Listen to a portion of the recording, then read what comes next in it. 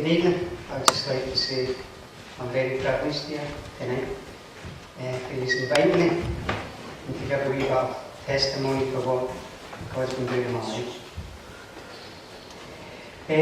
I'll just give you a wee bit of background where I grew up. I was brought up in the Banks of Cumbernauld.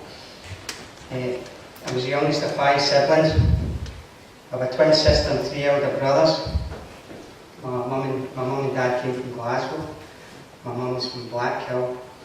My dad from the Tallcross area of Glasgow. No doubt they were searching for the promised land as they came out to Cumbernauld for the green pastures out there. I loved sport as a kid. Tennis, football, running, swimming. I loved it all. The one thing I always struggled with in my life was self-confidence. I never had a great deal of self-confidence instilled into me. But I'm not here to apportion blame, because the way I reacted in my life is all down to me. It's down to the way I lived against a holy God. I started dabbling in drink at the age of 13. My dad was working away from home and my mum was working shifts, and that left my eldest brother Scott to look after the other 4 of us. And at that time I started going to my mum and dad's drink cabinet, and I started putting concoctions together like Drumchapel, whiskey, brandy, rum, mixed with lemonade. And my feelings of inferiority quickly disappeared. I soon became a mini Superman, and euphoria replaced the feelings of inferiority. Around the same time I discovered glue sniffing and buzzing gas, and that was another quick fix for my problems at the time. And basically I was inhaling anything that gave me a high. You see then, I didn't have a drug problem, I had a drug solution. It made me feel better. I didn't know then, for about the next 20 to 25 years, drinking drugs would be my everything. It would become more important in any relationship, whether it be family, friends, girlfriends. And I didn't know then, but I would lose everything to drinking drugs. I'm just going to read a wee brief summary on addiction, so just bear with me, right? It jumps back and forward a wee bit. Think of a drug user as a social drinker, the drug addict as an alcoholic, and the drug abuser as a problem drinker. The drug user uses the drug, but the drug uses the drug addict.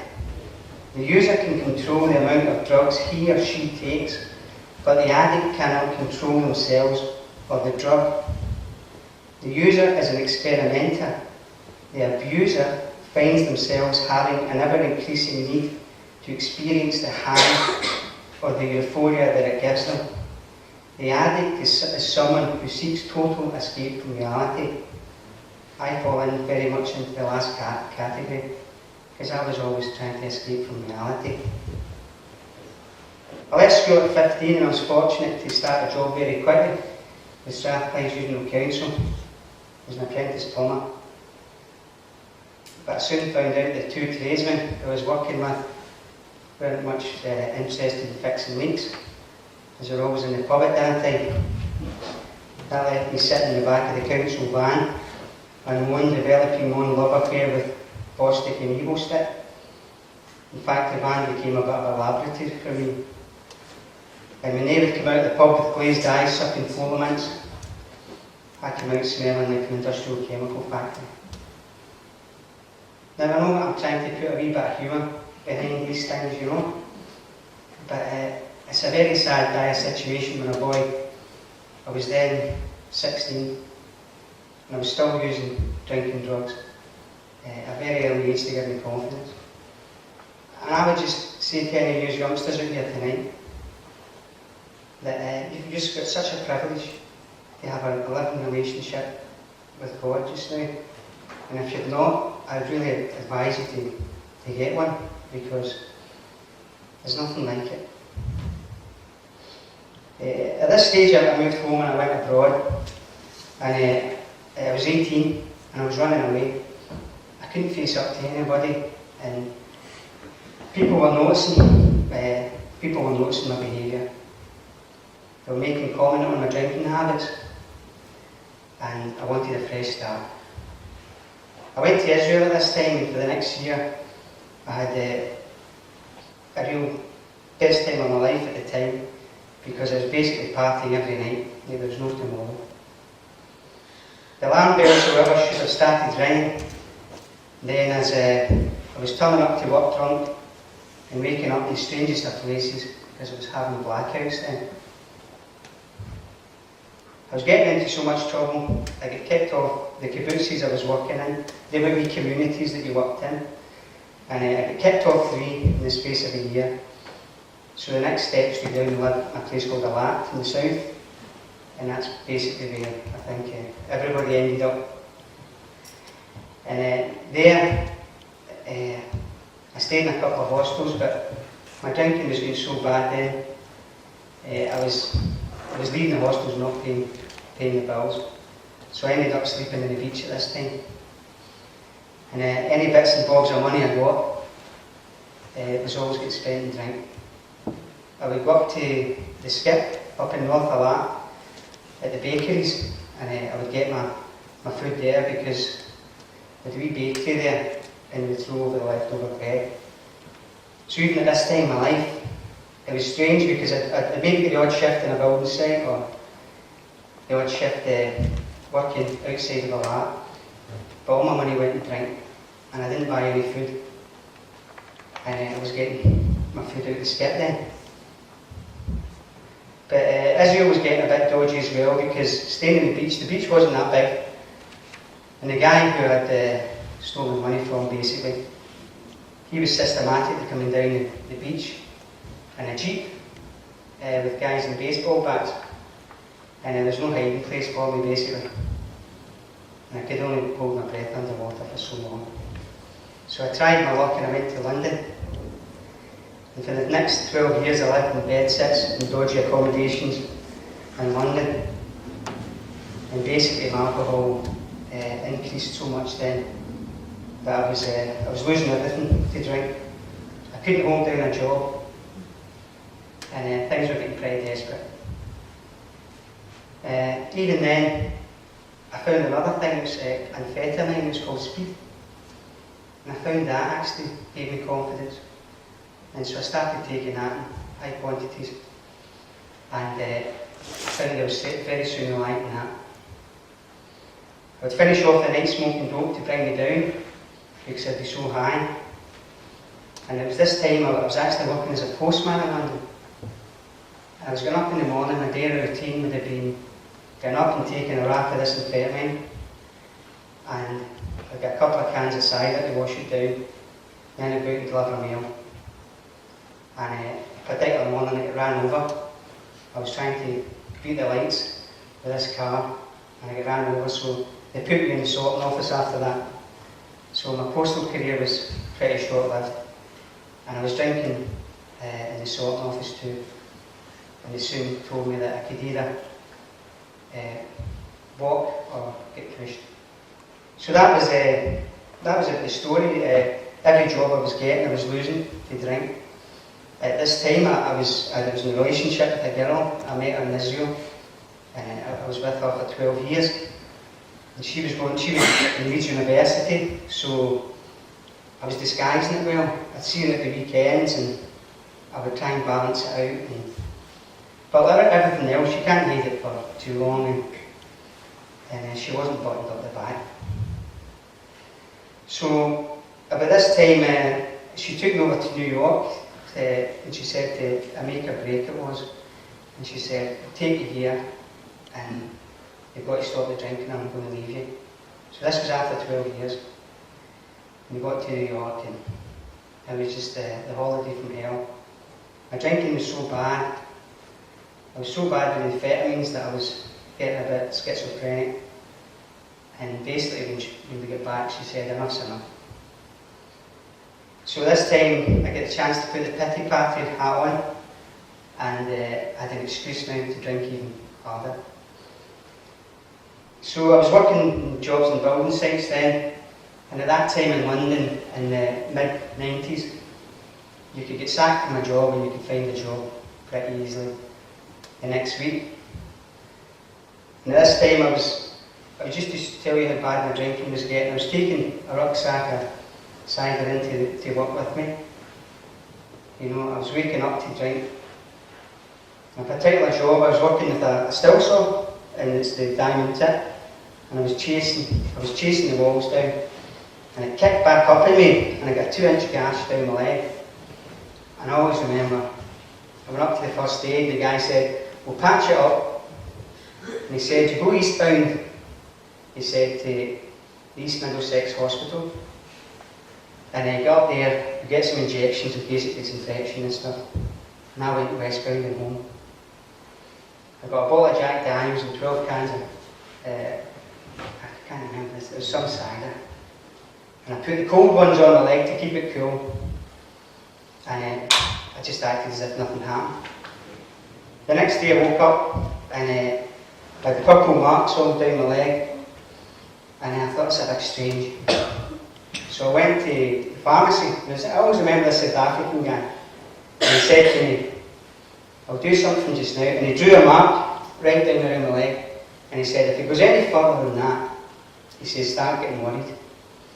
So I says, "Okay then." And I went up to off license and my usual bottle of Jack Daniels and 12 cans of cider. And I went back up the house.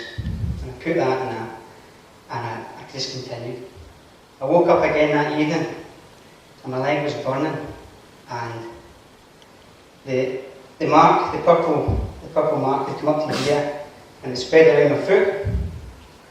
And I went back to the guy the next day. I says, "Look mate, you drove here and it's up here and here and here." And he said, "Up to the hospital. Gangrene is setting in." And I'm walking away from the pharmacy and I thought, it's gangrene.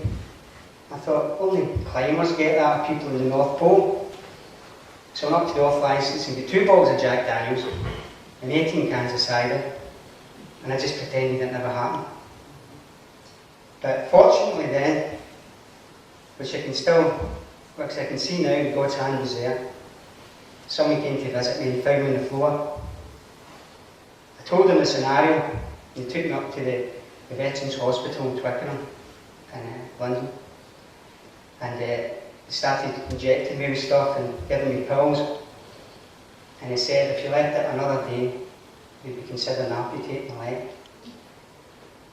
And it didn't bother me, you know, because drink had such a... I had this clause in so much then, you know. But that's the way things were going, you know. And at this time, another friend took me in and he gave me another chance. I had so many people who gave me so many chances. And I stayed with him. I was off the drink for maybe 5 months, but I was smoking grass daily or dope daily, so I just replaced one with the other. So he kicked me out and ended up in the streets in a park in London. And this was really getting to rock bottom for me, you know.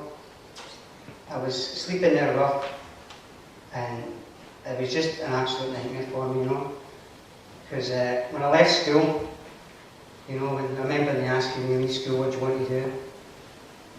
And I didn't want to be lying on a park bench in London, you know, at the age of 30. But that's what happens if you live these lifestyles, you know. And you can call it anything you want. But with my knowledge of the Bible now, it's sin. And I was living a sinful lifestyle. And I was starting to pay the price for it.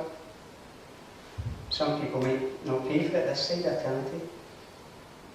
But I was paying for it then. So this time, somebody got in touch with me. They found out I was sleeping rough. And I got a message to go back up home. And my family would take me back in. So basically I sat for the next 4 years in the house in Cumberland. And I was drinking between 9 and 12 litres of white wine cider a day. If I had any more money, I'd get vodka or super lager, just to snake bite it. because I didn't have a point in living by then, you know. Drink had taken total control of me, and I was without hope. I was totally hopeless. You know, and this time, I tried to take my life twice.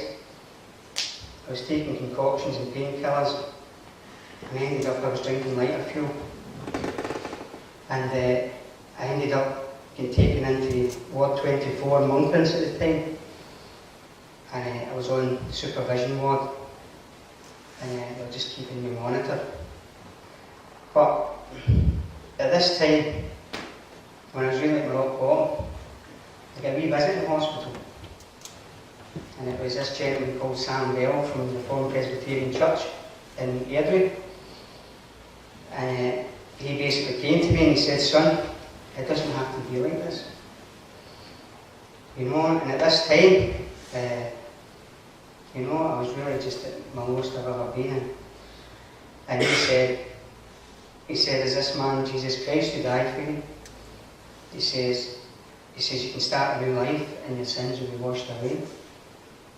And it was beautiful just to hear this guy and not look at me, that the people looked at me in the park bench in London, or that people looked at me other times when I was very bad and drink.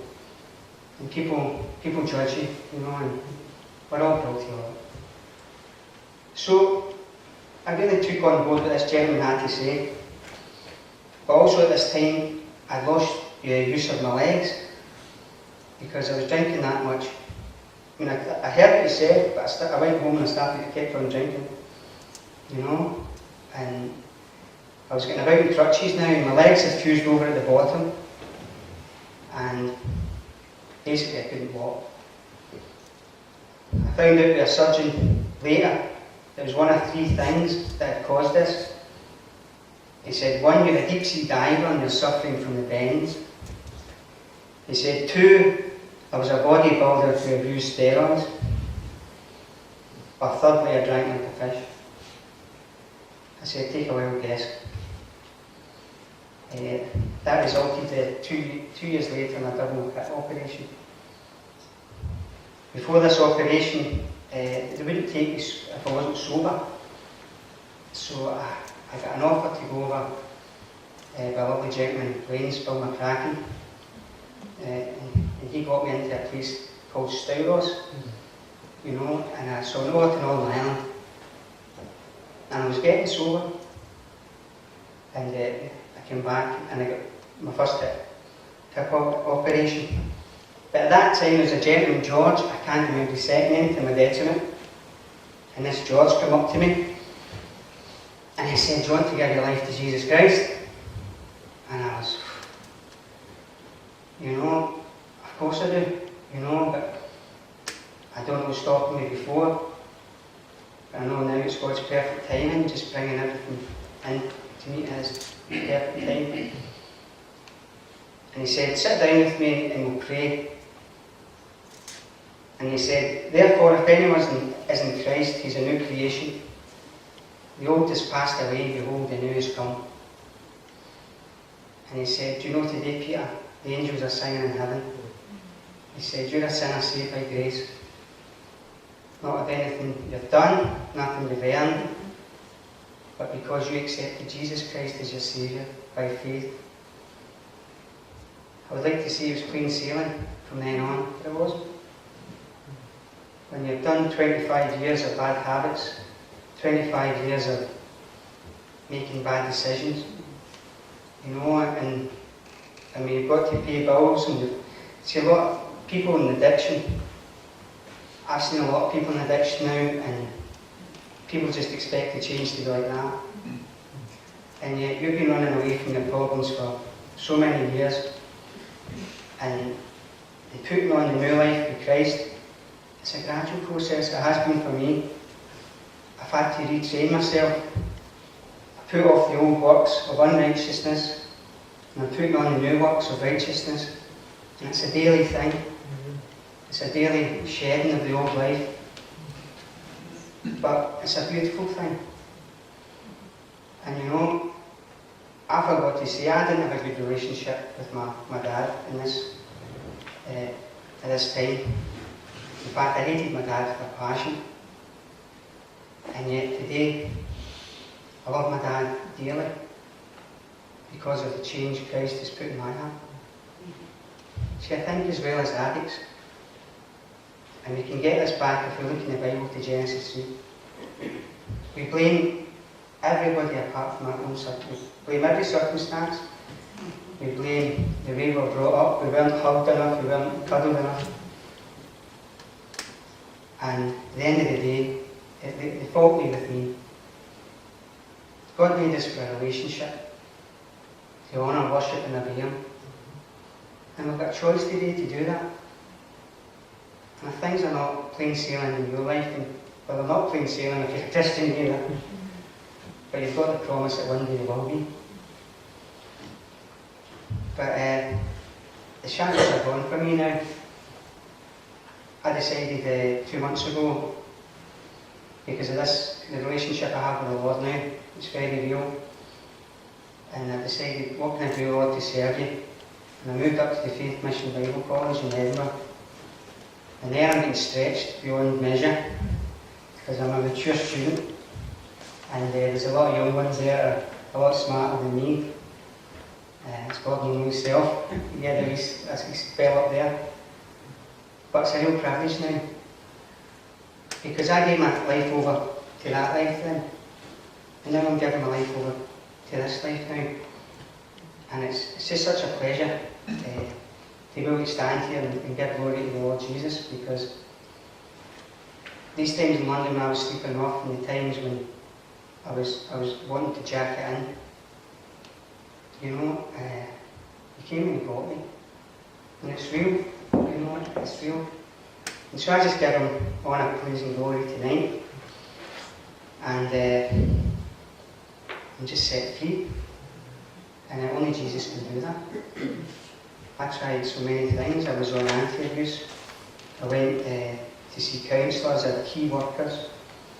They were locking me up in certain stages. I had people coming around to administer drugs to me that would make me sick. And only Jesus can take the desire away. Today I don't have a desire to drink alcohol, because Jesus came and He took it away. And I just want to give Him praise and glory tonight. And I thank you for listening to me tonight. And I just pray, encourage you who are Christians. And if any is out there are not Christians, just think about it. Because this Jesus is real. Thank you.